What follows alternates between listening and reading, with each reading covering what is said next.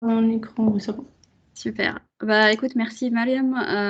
Je voudrais commencer par vous dire que je suis ravie d'être avec vous ce soir et voilà, de remercier aussi Semi pour l'invitation à ce premier événement et j'espère pas le dernier autour de la finance et des Tunisiens. Et voilà, donc l'idée c'est qu'on passe un petit peu de temps, que je partage avec vous surtout en fait ce que j'ai vu un peu durant ma carrière et chez nos clients sur la direction des risques. Alors, en fait, je voulais un petit peu partager avec vous déjà, qui je suis et comment est-ce que j'ai évolué dans les métiers du risque. Comme Mariam l'a dit, donc je suis Imen Ayadi, je suis senior manager chez Deloitte. Moi, je suis, ingénieure de formation, donc j'ai fait les mines de Paris en 2009. À la sortie de l'école, j'ai, intégré AXA Bank, en tant que chef de projet et en fait, je me rappelle en 2009, c'était mon premier projet, c'était pour la direction du risque et en fait, je me rappelle, voilà, j'ai commencé à avoir un petit peu la banque de l'intérieur. Donc quand on est un peu client, en tout cas pour moi, hein, une banque, c'est une institution, sérieuse où tout est carré, tout est bien fait, tout est industrialisé et voilà, enfin, quand un conseiller nous dit quelque chose, c'est sûr que c'est le cas derrière. Et ce qui m'a frappée sur, mon premier projet, c'était, en fait, à l'époque, bon, je peux le dire parce que c'est plus le cas maintenant, il n'y avait pas de contrôle automatique sur tout ce qui est facilité de caisse. Ça veut dire quoi? Je pense que vous avez tous des comptes courants en général. Quand on a un compte courant, on a une petite marge, voilà de quelques milliers d'euros où on peut rester un petit peu dans le rouge, mais à un moment donné, normalement tout ce qui est, prélèvement, virement et cetera, ça ne passe plus. C'est le discours officiel, donc vous avez une facilité de caisse et vous pouvez pas aller au-delà. Sauf qu'à l'époque, il y avait pas de contrôle automatique et donc tout passait. Même si vous étiez, voilà, débiteur à des milliers d'euros, ça passait sans problème. Et puis, de point de vue opérationnel, il n'y avait pas assez de personnel, de TP pour traiter ça d'une façon manuelle. Donc il y avait ni solution automatique, ni solution manuelle et mon premier projet, c'était de réfléchir un peu à automatiser tout ça avec bien sûr des règles de gestion. Donc, pour vous donner un peu une idée, c'est, on va peut-être pas rejeter, des prélèvements qui viennent d'EDF parce qu'on va pas couper l'électricité, chez un client. Par contre, on va, voilà, on va rejeter d'autres prélèvements, d'autres virements. Donc voilà, c'était un peu ma première expérience où j'ai découvert que, la banque, c'est pas aussi industrialisé que ce qu'on a l'air quand on est, de l'autre côté, quand on est en tant que client. Mon histoire avec les risques, elle a continué un petit peu après parce que j'ai intégré, BNP Paribas et j'ai travaillé sur, des problématiques ALMT, donc Asset Liability Management. Là, on est sur d'autres types de risques. Donc, ALMT, qu'est-ce que ça gère? Ça gère les risques de liquidité, risques de taux, risques de change. Alors, risque de liquidité, je pense que ça parle à plus en plus de gens maintenant, surtout avec, après les crises, subprime. Donc c'est quoi un risque de liquidité? Comme vous le savez, une banque, c'est quoi? C'est un intermédiaire entre, les gens qui viennent pour faire des dépôts et les personnes qui ont besoin de financement. Donc la banque, c'est l'intermédiaire entre les 2. Et donc en fait, quand vous avez, votre argent dans la banque, même dans les comptes courants, en fait, la banque derrière, elle utilise pour, financer l'économie, financer des crédits et cetera. Donc si jamais, un jour, il y a une crise, et puis, il y a une crise de confiance, vis-à-vis des banques et puis, que tout le monde, tous les clients, se mettent à aller retirer, leur argent, la banque, elle a pas assez forcément assez de fonds pour répondre à tout ça, même si, voilà, c'est votre argent, c'est votre compte courant et c'est ça le risque de liquidité. Donc, c'est des risques qu'on a vus, notamment en 2008-2009. Donc, le métier de la LMT, une des missions principales, c'est de s'assurer, que la banque est bien couverte contre ce risque-là. Risque de taux, on est un peu sur la même chose, mais on est plutôt, taux fixe, taux variable. En général, enfin, principalement en France et un petit peu moins en Tunisie, parce qu'en Tunisie, on fait beaucoup de taux variables. Mais en France, en général, tous les crédits, ils sont accordés à des taux fixes. Par contre, derrière, la banque, elle va aller financer sur les marchés financiers, avec des taux variables. Donc, il faut que, voilà, enfin, si les taux fluctuent un peu sur les marchés, que ça impacte pas beaucoup ou pas du tout, en tout cas la moindre possible, le bilan bancaire. Donc, ça, c'est ce qu'on appelle risque de taux. Puis le risque de change, c'est un peu la même chose avec les taux de change et les devises. Donc voilà, j'avais beaucoup, travaillé sur des problématiques autour de ces thèmes-là. J'ai travaillé beaucoup avec, des banques à l'international. D'ailleurs, à l'époque, j'ai travaillé sur l'UBCI, sur les risques de liquidité. On a mis en place, le module, LCR, donc Liquidity Coverage Ratio. Donc voilà, ça m'a permis de voir d'autres aspects, sur d'autres risques que les risques de défaut de paiement que j'ai vus chez AXA Bank. Et puis après, bah, voilà, enfin, j'ai continué mon parcours, j'ai intégré Deloitte. Donc j'accompagne aujourd'hui, donc chez Deloitte, je suis dans les équipes conseil, je suis dans les équipes fintech, donc autour des services financiers et j'accompagne, les clients dans leur plan de transformation et de digitalisation. Et je continue à accompagner aussi, bien sûr, des directions de risque et aujourd'hui, bon, bien sûr, le nom des clients, ça reste confidentiel, mais j'accompagne une direction des risques, d'une caisse régionale dans la définition de, ces indicateurs de pilotage de la performance. Donc pareil, ça permet vraiment d'être vraiment, au courant de ce qui se passe dans ce monde-là et comment ces métiers-là travaillent aujourd'hui. Voilà, je pense que c'était important, voilà, de vous dire un petit peu mon parcours et puis voilà, le lien entre mon parcours et tout ce qui est, gestion des risques. Alors, une petite question, vous avez le chat, vous pouvez, répondre. Donc quand on parle de gestion de risque, quand on parle de risque, à quoi vous pensez? Est-ce qu'il y a des risques particuliers que vous avez en tête? Parce que, on n'a pas beaucoup de temps, donc j'ai axé mon discours sur certains risques, mais ça m'intéresse de savoir, bah, quand on parle de risque, quel type de risque vous vient à l'esprit? Risque de contrepartie, effectivement, crédit. Bon, les micros sont ouverts, hein, ils peuvent poser des questions, gérer les intervenants. Allez, D'accord, passez. bah, super, donc n'hésitez pas du coup de N'hésitez marcher. pas à Oui. parler, hein, c'est de l'oral. Les micros sont ouverts. Opérationnel, ah bah, je pense que vous avez mis, de liquidité, oui. Je pense que vous avez mis à peu près ce que j'avais en tête. Donc effectivement, bon, c'est certainement pas une liste exhaustive, il y a pas mal d'autres risques que j'ai pas mis.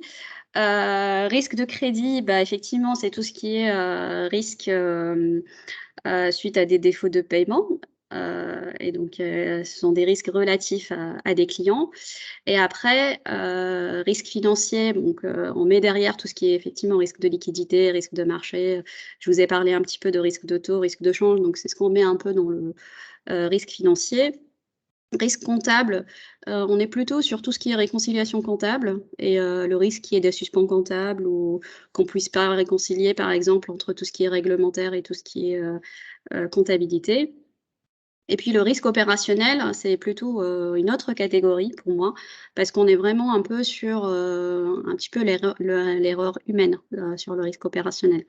Donc pareil, si je peux partager avec vous des choses que j'ai vues, bon, je vais pas dire chez qui, mais j'ai vu par exemple on s'est «trompé» entre guillemets, une personne, s'est trompée et elle a intégré 2 fois un fichier de prélèvement. Donc tous les clients de la banque ont été prélevés 2 fois.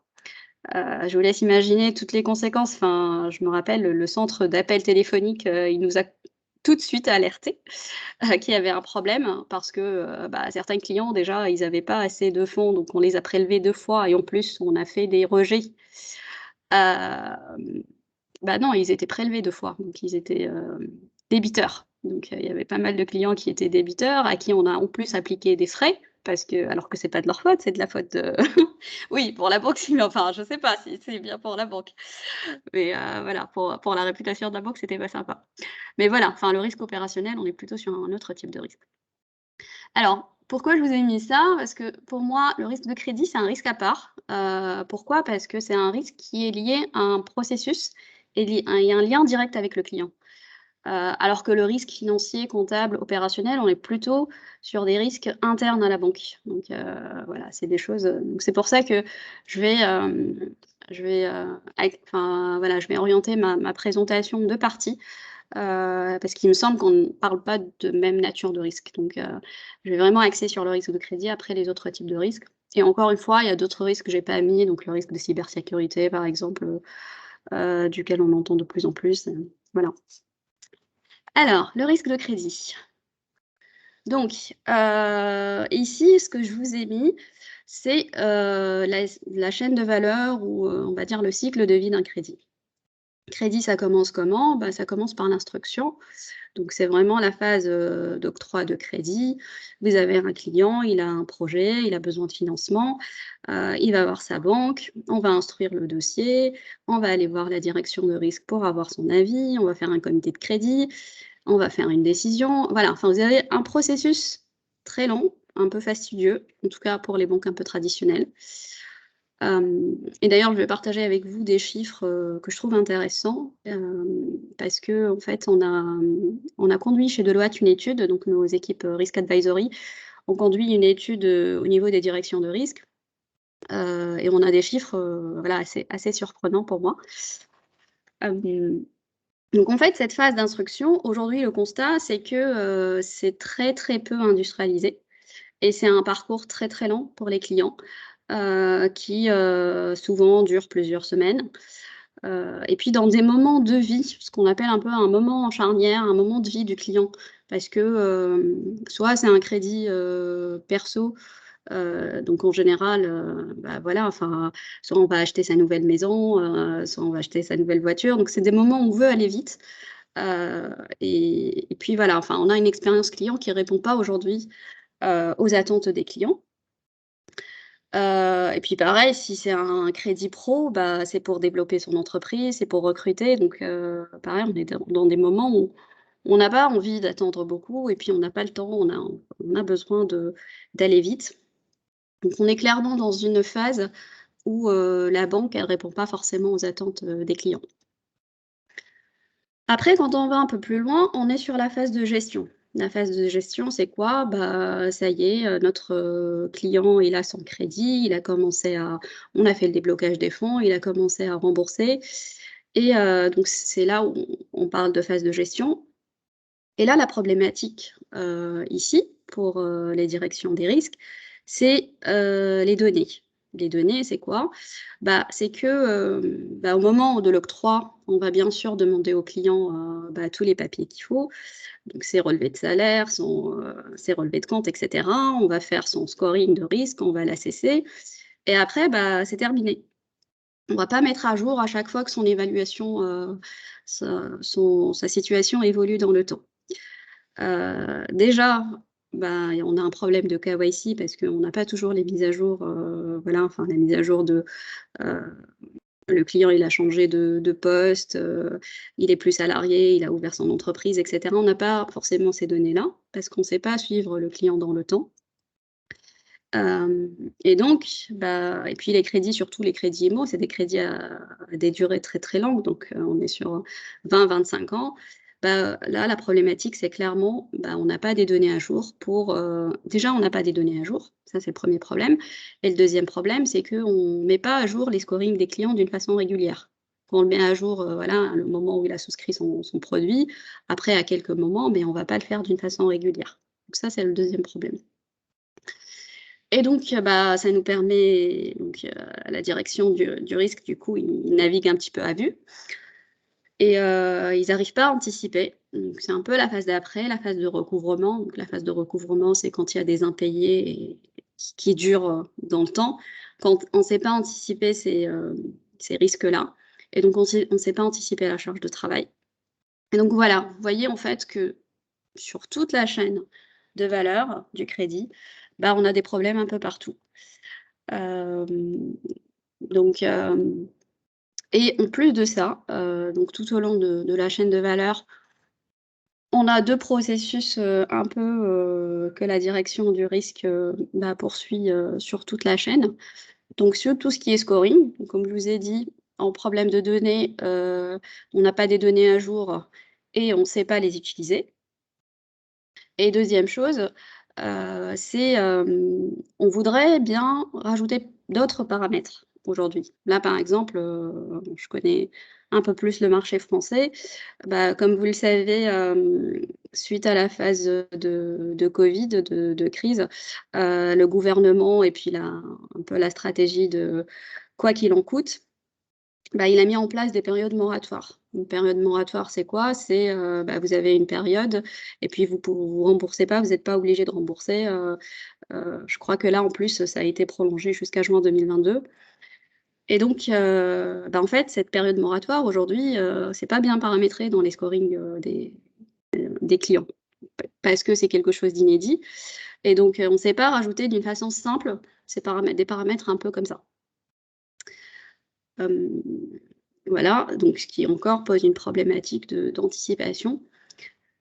D'anticipation et c'est quoi les impacts derrière? Bah, c'est que comme on ne sait pas, hem, pour les particuliers ou les entreprises, bah, plutôt pour les entreprises, les périodes moratoires, mais on a besoin de rajouter des paramètres dans le modèle de scoring pour les 2 bien sûr.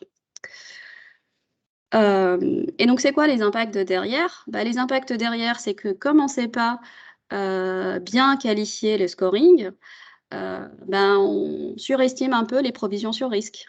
Donc et du coup, bah, ça coûte de l'argent aux banques parce qu'on est obligé de mettre plus de provisions parce qu'on ne sait pas bien qualifier le risque. Voilà et autre problématique, bah, c'est la vision consolidée. Donc là clairement, voilà, enfin on fait toujours, tout ce qui est gestion de risque sous l'angle produit ou sous l'angle contrat et on a un petit peu moins l'habitude de le faire sous l'angle vraiment vision complète du client. Alors, par rapport à ça, donc je vous ai partagé, 2 chiffres que je trouve intéressants. Donc, comme je vous ai dit, on a conduit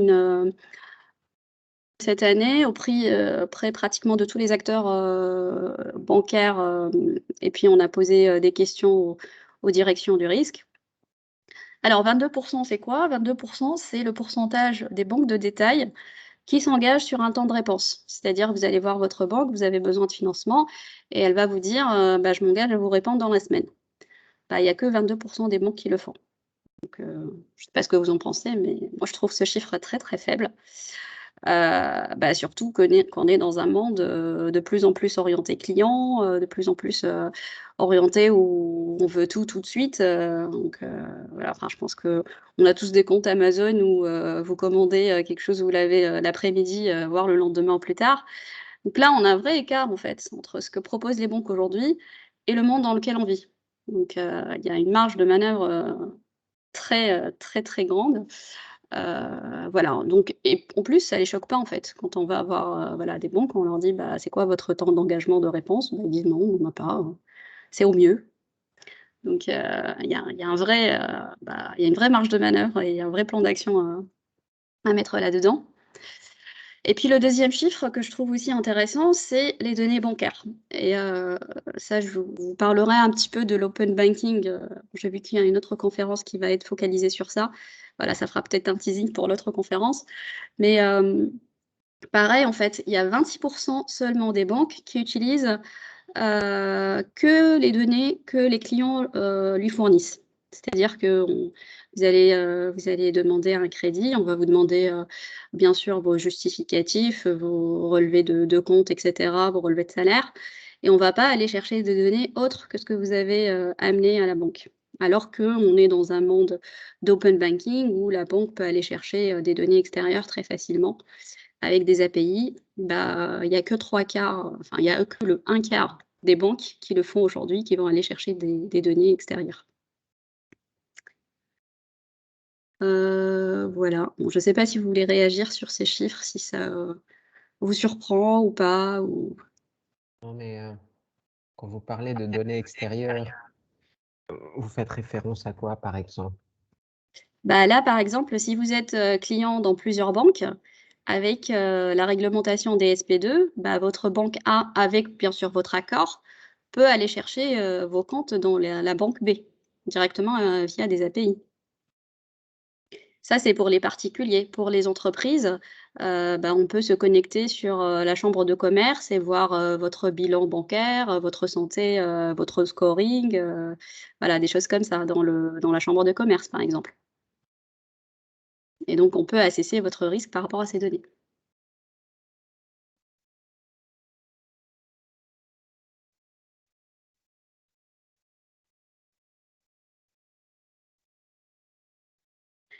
OK, j'avance.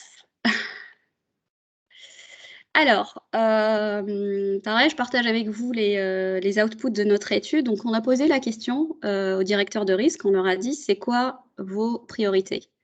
Et donc, vous allez voir que ça rejoint un peu les problématiques qu'on a vues tout à l'heure. Donc, 1re priorité, c'est industrialisation des dispositifs et de l'IT. Ce qu'il faut savoir, c'est que, bon, ce qu'il faut savoir, je pense que vous le savez, c'est que la direction des risques, derrière, c'est des analystes. Les analystes, en général, c'est des gens, débrouillards, c'est des gens qui savent, manipuler les chiffres. Et donc, c'est un métier qu'on ne sert pas beaucoup côté IT parce qu'on se dit: «Bah, ils vont se débrouiller, ils savent faire de l'Excel, ils savent faire de l'Access et puis voilà, on n'a pas beaucoup de budget». Donc on va pas forcément aller, servir, la direction du risque. Les budgets IT, on va plutôt les mettre côté client, pour faire une expérience client fluide et cetera. On va les mettre côté opérationnel, parce que, eux, ils font de la gestion, de l'instruction de dossiers, mais on va mettre un petit peu moins dans les fonctions support, dans les risques, parce que, voilà, ils savent faire des reporting et puis ils vont se débrouiller avec Excel et ça va aller. Donc aujourd'hui, les directeurs de risque, et c'est un message très fort, bah, ils disent: «Non, il faut aussi qu'on ait notre part de digitalisation et d'industrialisation».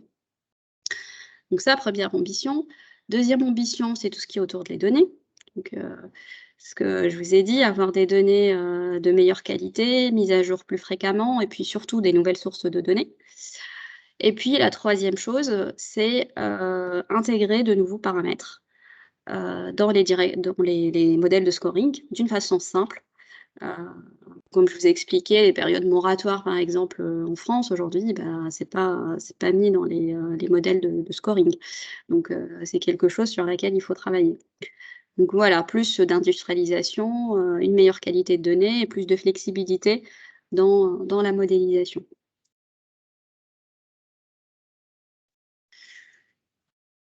Et donc par rapport à tout ça, bah, on a 3 axes donc, sur lesquels il faut travailler.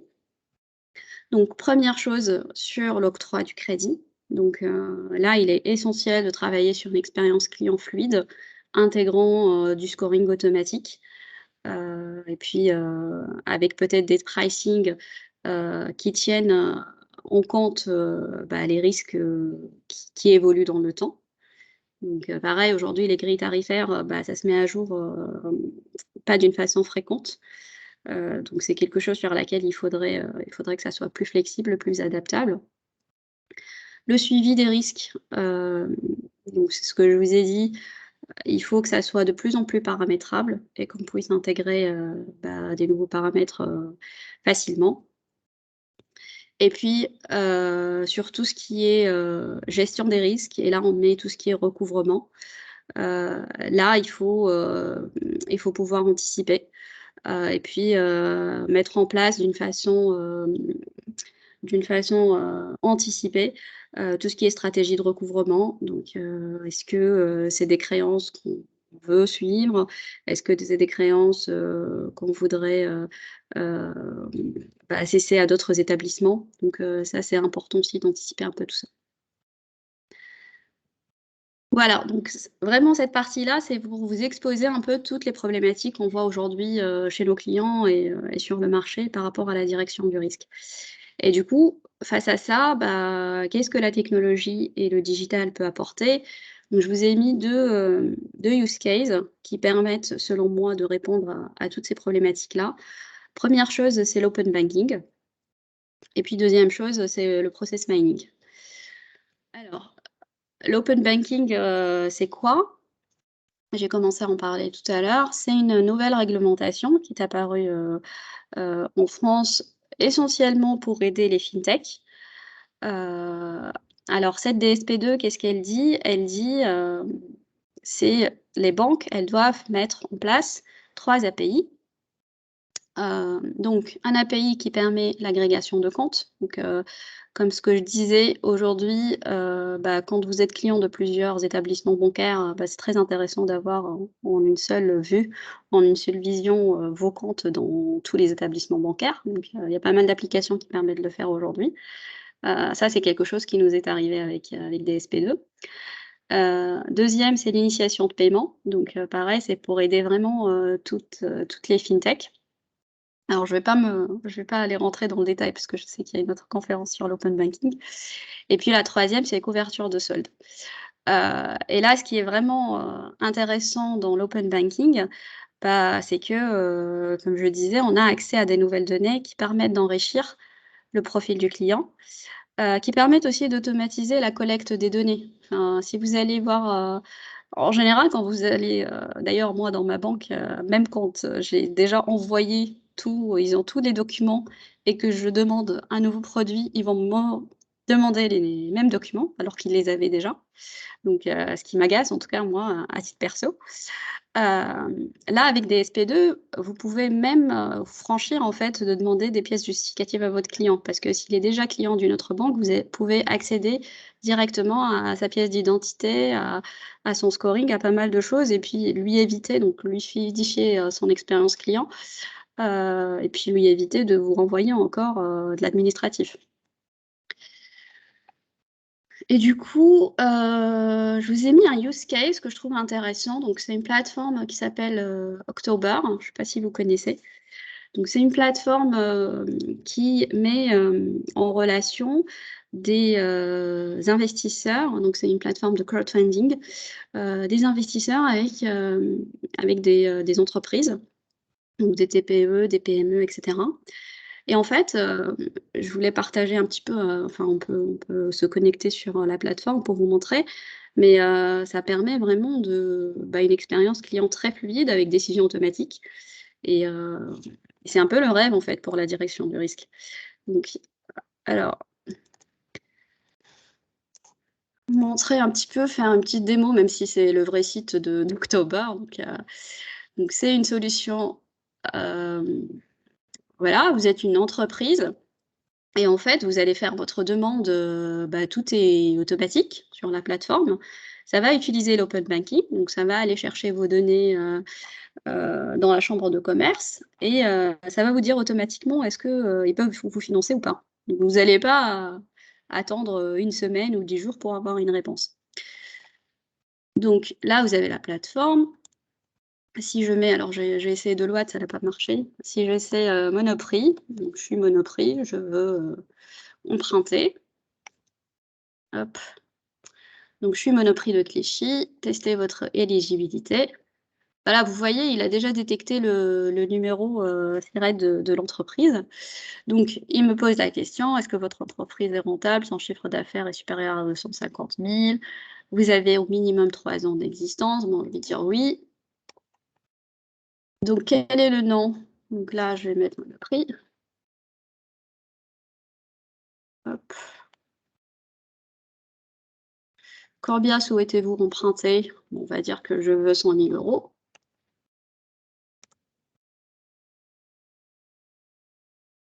Alors, est-ce que je veux un prêt ou du leasing? Je vais dire que je veux un prêt.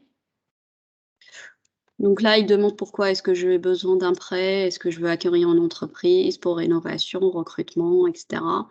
Donc je vais dire que je veux recruter. Voilà, le nom, prénom. Bon, je vais mettre, Marie Dupont.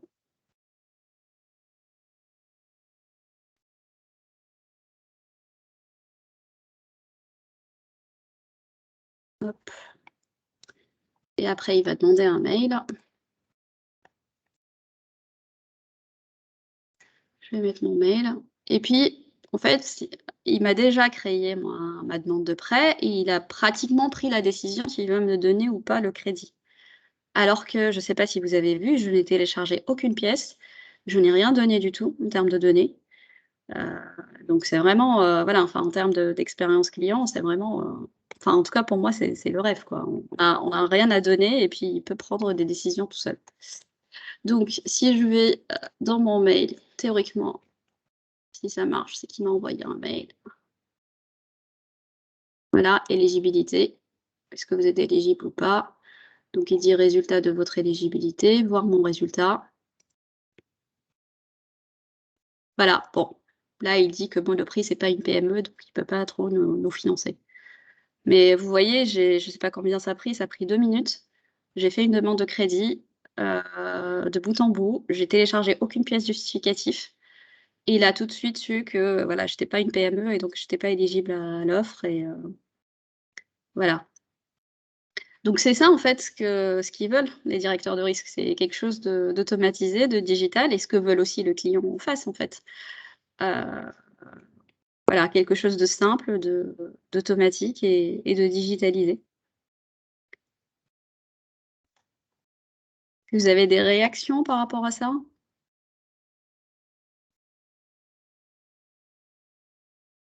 Merci, c'est bien.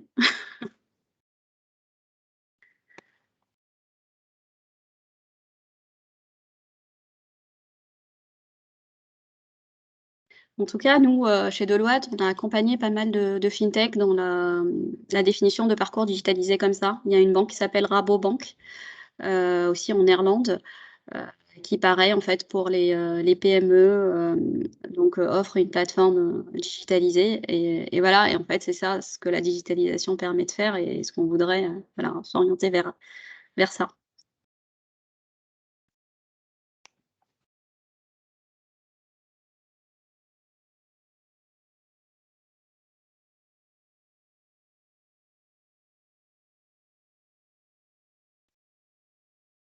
OK, alors je vois quelqu'un qui écrit. Ça fait un peu peur. Pourquoi?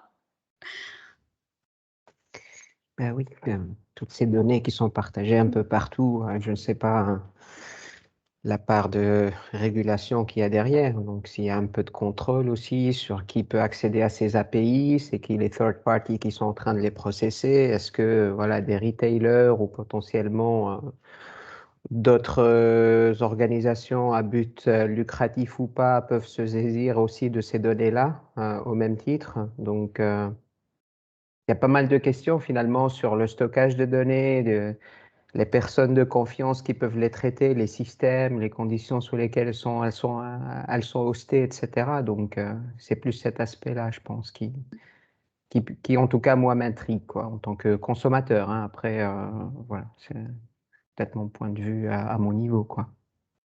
Oui, oui, après je pense en tant que client, on est quand même protégé par, RGDP donc mais je comprends tout à fait que ça puisse faire peur mais voilà, enfin, c'est bien réglementé derrière,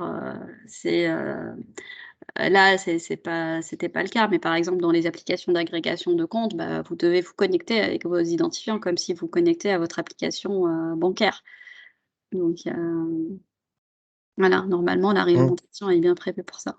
Mmh.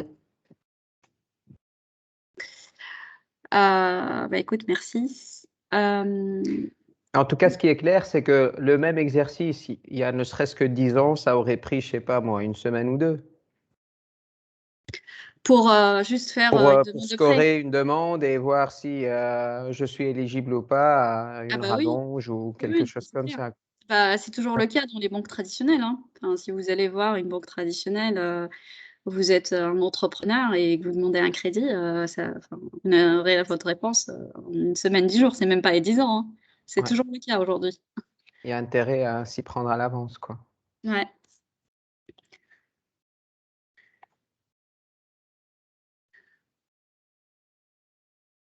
Donc voilà, en fait, ce que je voulais partager avec vous, c'est,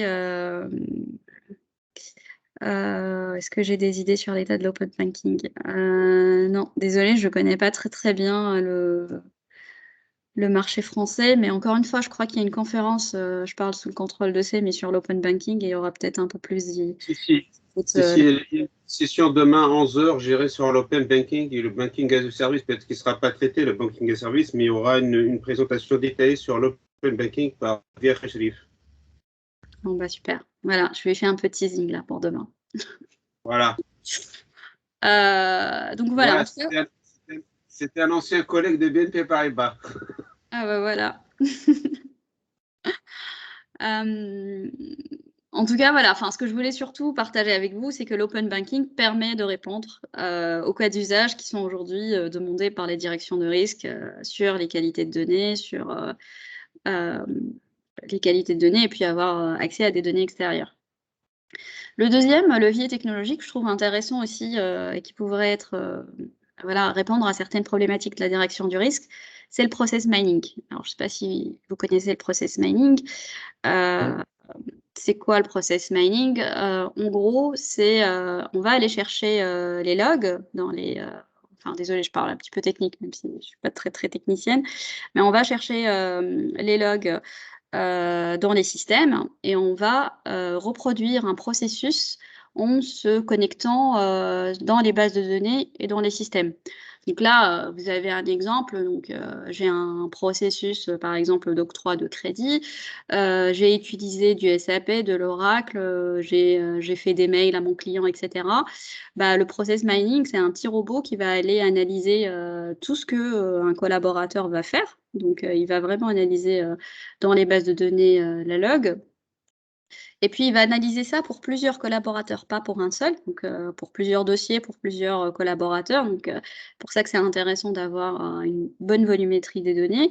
Et il va, donc par rapport à ça, il va nous tracer le processus. Donc, il va dire, je vais me connecter sur tel outil, je vais demander des pièces justificatives à mon client, je vais aller consulter sa fiche client, etc.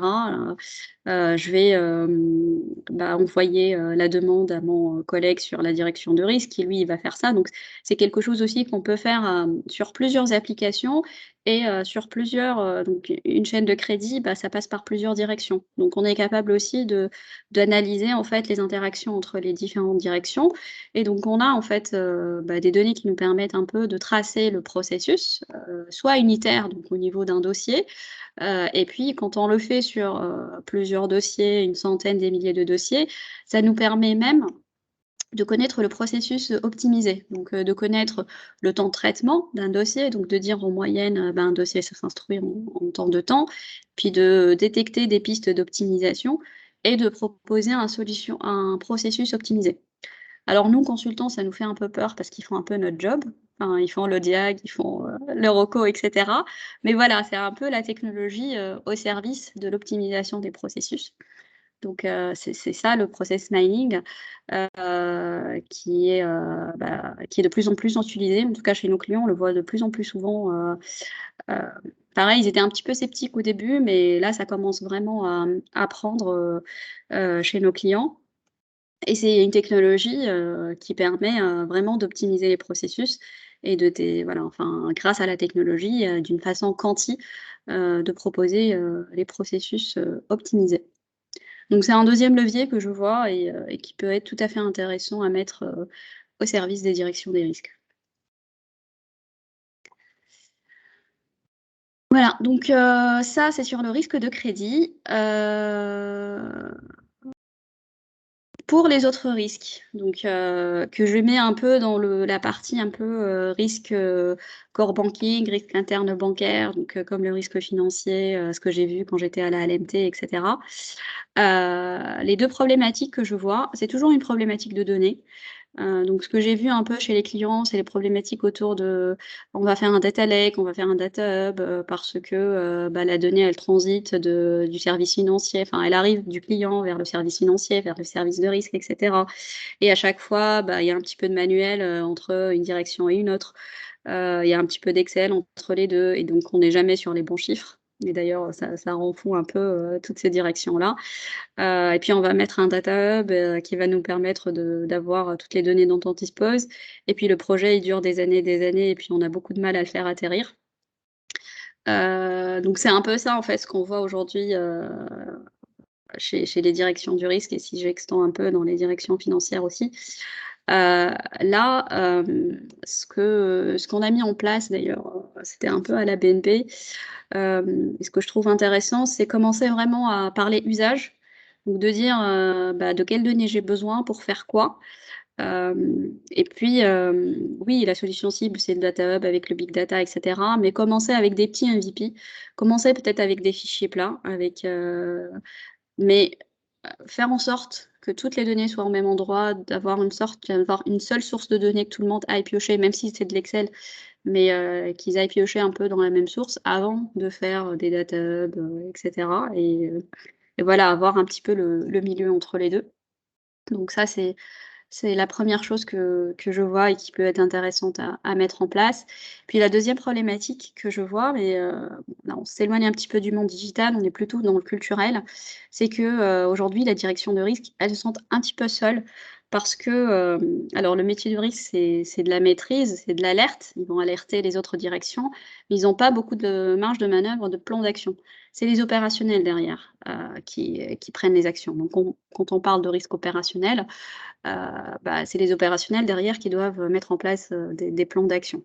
Et donc ça, c'est, voilà, c'est comment sensibiliser les collaborateurs à toutes ces problématiques de risque et puis voilà, déployer cette culture du risque et faire en sorte qu'il y ait des actions un peu tous les jours, pour servir la direction du risque.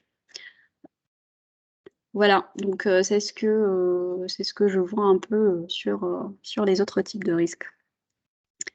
Et puis je vois que alors je sais qu'on est commencé un petit peu en retard, j'ai essayé de rattraper quand même le timing. On arrive à la fin de la présentation. Alors n'hésitez pas du coup si vous avez des questions, on peut prendre encore quelques minutes, si vous voulez échanger. Alors, merci Imen pour cette présentation déjà. Et je pense, moi, j'ai une question. Là, vous avez parlé dans l'une des slides des nouvelles métriques, en fait, qu'on va mettre en place. Pour moi, je pensais que c'était plus côté réglementation qui s'occupe tout ce qui est nouvelles métriques. Voilà. Alors quand je parlais je suis pas sur des nouvelles métriques, mais je suis sur des nouveaux paramètres pour mieux Ok. planifier le risque. Donc c'est pour ça que je parlais de période moratoire, par exemple. Aujourd'hui, il n'y a pas ce paramètre-là dans les moteurs de calcul de risque parce que c'est pas quelque chose qu'on utilisait beaucoup dans le passé. Alors qu'aujourd'hui, avec les PGE après garantie État, on a beaucoup d'encours avec ces fameuses périodes moratoires qu'on trouve pas dans les modèles de scoring. Donc je faisais D'accord. référence à ça. Et est-ce que tu penses que les modèles de scoring et tout ce qui est en train d'être digitalisé va remplacer vraiment le rôle des analystes, en fait? Non, ça va pas remplacer le rôle de l'analyste, mais ça va lui donner des données plus fiables. Enfin, on pourra jamais, enfin ça c'est un long débat. Est-ce que la machine va remplacer un jour l'humain? On a toujours besoin de l'humain, hein. Enfin mais il aura des données enfin aujourd'hui en tout cas, moi quand je discute avec mes collègues de la LMT, ils me disent, «Moi 81 de mon temps, je le passe à vérifier que les données que j'analyse sont vraies et 20 à faire de la vraie analyse». Et on aimerait bien que ça soit le contraire, que ça soit 20 pour vérifier est-ce que mes données sont vraies ou fausses et puis 80 d'analyse. C'est ça l'objectif aujourd'hui. C'est pas, tu vois? C'est vraiment, qu'ils aient le plus de valeur dans ce qu'ils savent faire et dont on a besoin de faire, c'est l'analyse. Tout à fait, Et oui, on pas passe plus de temps à faire des data quality issues, à résoudre les data quality issues que de faire vraiment de l'analyse derrière. Ouais. exactement. Je suis d'accord avec toi. Je ne sais pas si les invités ont d'autres questions.